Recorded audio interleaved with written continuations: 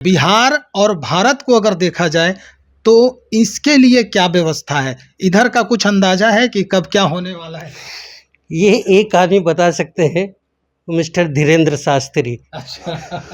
उस समय भी मैंने बोला था कि ऐसा पॉसिबल ही नहीं है, क्योंकि बिहार की जो मिट्टी है, बलुआही मिट्टी है जो उत्तर बिहार की, वहाँ पे आप बांध बना नहीं सकते और नेचर से कोई नहीं लड़ सकता। मानते हैं आप कि धीरेन्द्र शास्त्री जी जिनका नाम ले रहे हैं आप, वो बता सकते हैं कि भूकंप कब आने वाला है भारत में?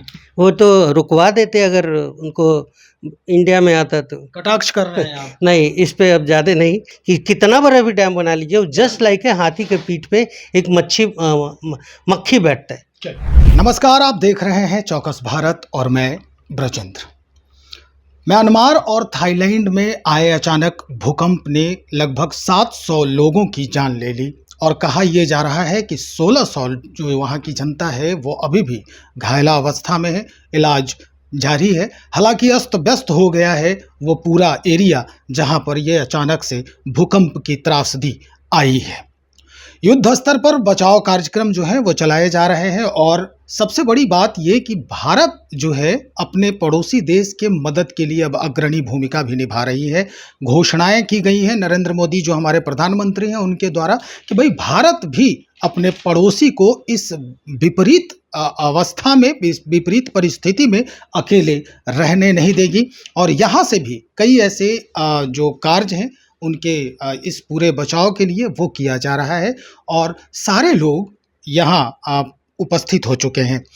एक बात और है कि अगर इस तरह की त्रासदी आ रही है, लगातार झटके आ रहे हैं, फिर भी देखा जा रहा है कि अफगानिस्तान में भी आया, हालांकि प्रतिशतता जो है 4 कुछ रहा था, लेकिन म्यांमार और ये थाईलैंड में 7.7 जो इसकी गति थी भूकंप की वो मापी गई थी, जो काफ़ी भयानक था और काफ़ी अस्त व्यस्त करने वाला कहा जा सकता है कि वो उसकी गति थी। कुछ बातें हैं, विशेष जानकारी हम लेने आज पहुंचे हैं। हमारे साथ इंजीनियर हेमंत कुमार हैं, इन्हीं से आज बातचीत करेंगे कि हमारा देश या हमारा राज्य कितना सुरक्षित है इस पूरे त्रासदी से, क्या कुछ होना चाहिए, कैसे हम एक्टिव मोड में हैं इस चीज़ को लेकर। अगर स्थिति ऐसी आती है हमारे यहाँ भी तो हम कैसे अपने आप को संभाल सकते हैं।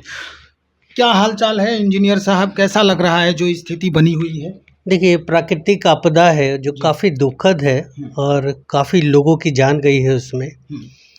ये ऐसा आपदा इस तरह का है कि इससे बचाव का कोई उपाय न हुआ है और न मुझे लगता है कि साइंटिस्ट लोग, हो सकता है भविष्य में कर ले, लेकिन जो भूकंप आने के कारण रहे हैं और जिस तरह वो आता है उसको रोक पाना काफ़ी मुश्किल है।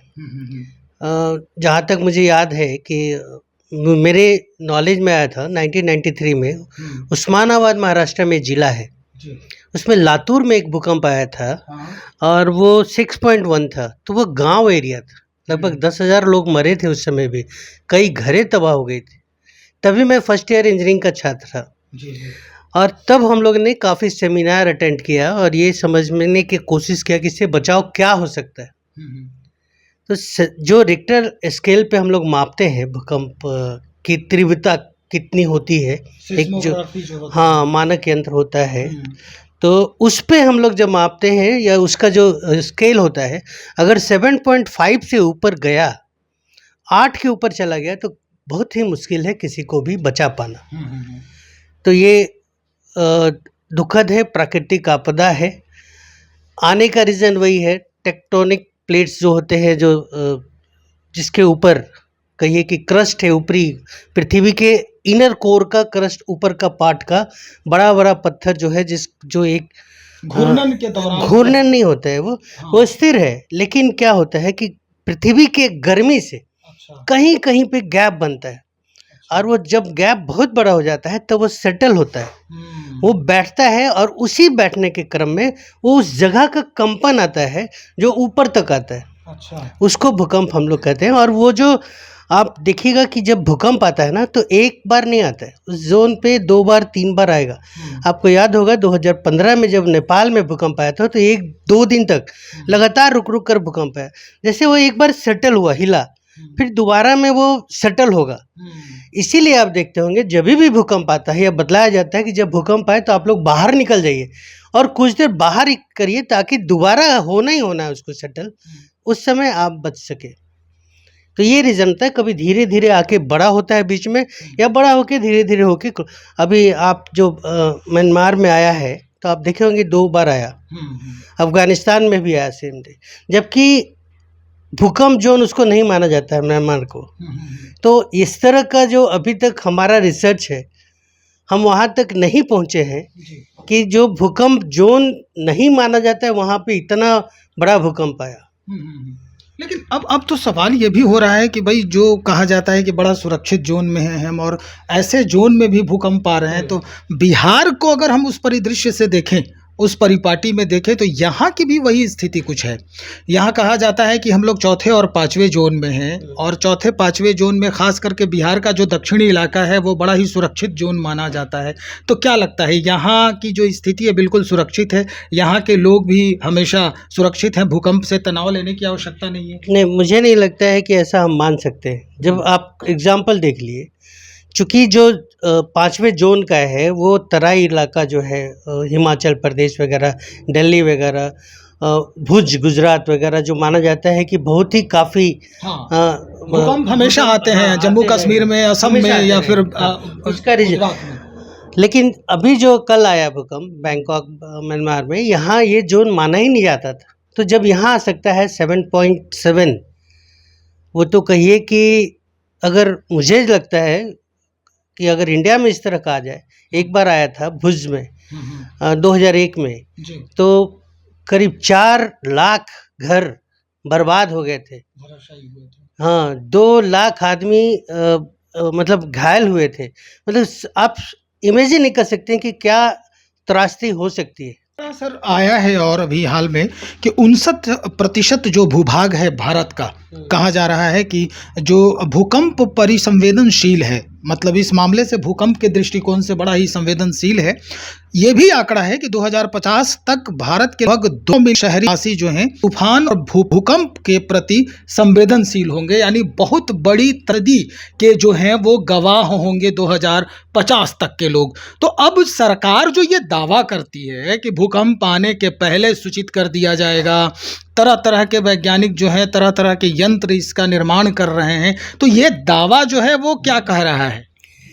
देखिए, जहाँ तक मेरी समझ है, जो मुझे जो पढ़ाई के दौरान, अगर आप गूगल बाबा ढूंढेंगे तो उसमें बहुत कुछ ऐसा मिलेगा जो कि मेरे समझ से परे है।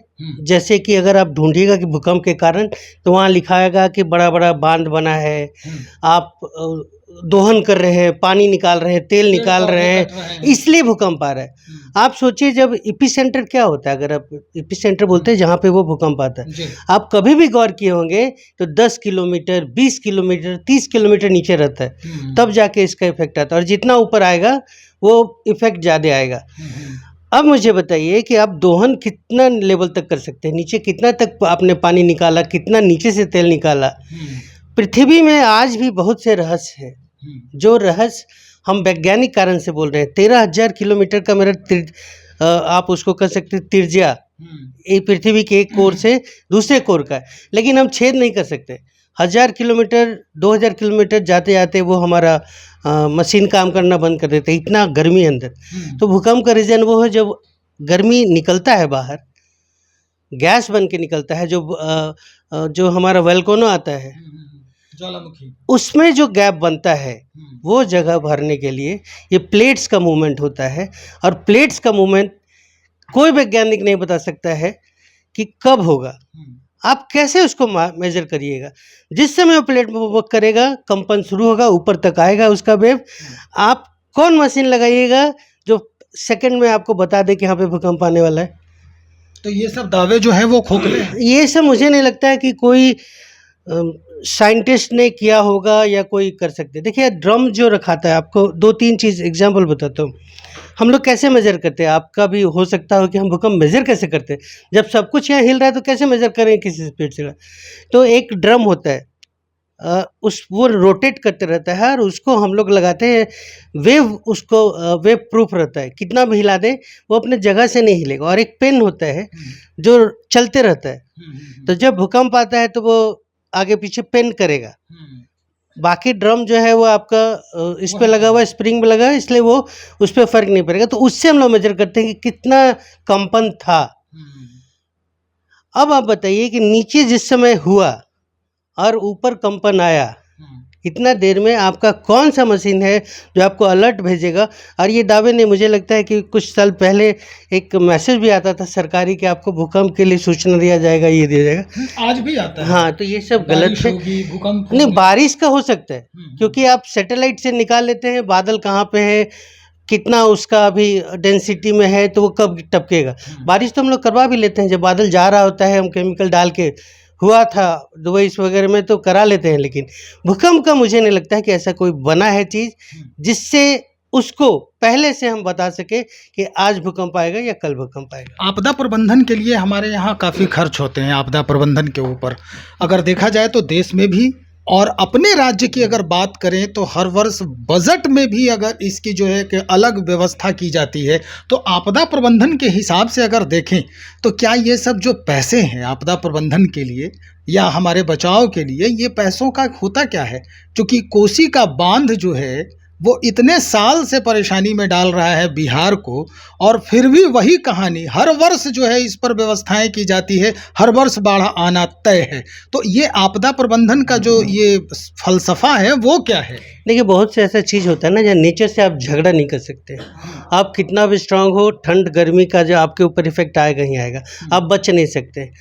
अब जाके अगर देखिएगा कि विगत कुछ दिनों में अगर आप जाइएगा दिल्ली बॉम्बे में जो मल्टी स्टोरेज बिल्डिंग बन रहे हैं, तो वहाँ पे आप देखिएगा, गौर कीजिएगा कि बड़े बड़े मोटे मोटे पाइप्स से बाहर उसको फिर से फ्रेम स्ट्रक्चर टाइप का बना हुआ है।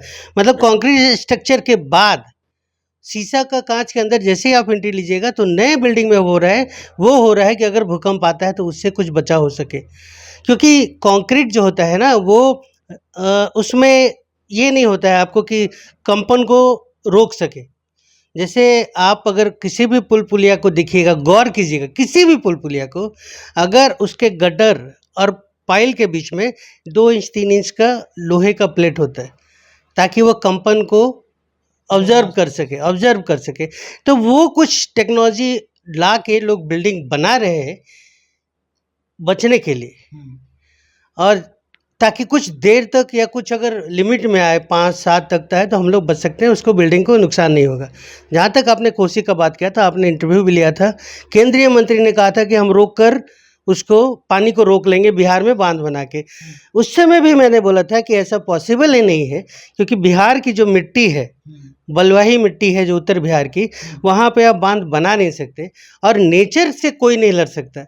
अमेरिका में बाढ़ आ रहा है, आपने पढ़ा होगा, दुबई जैसे जगह में बाढ़ आ जा रहा है।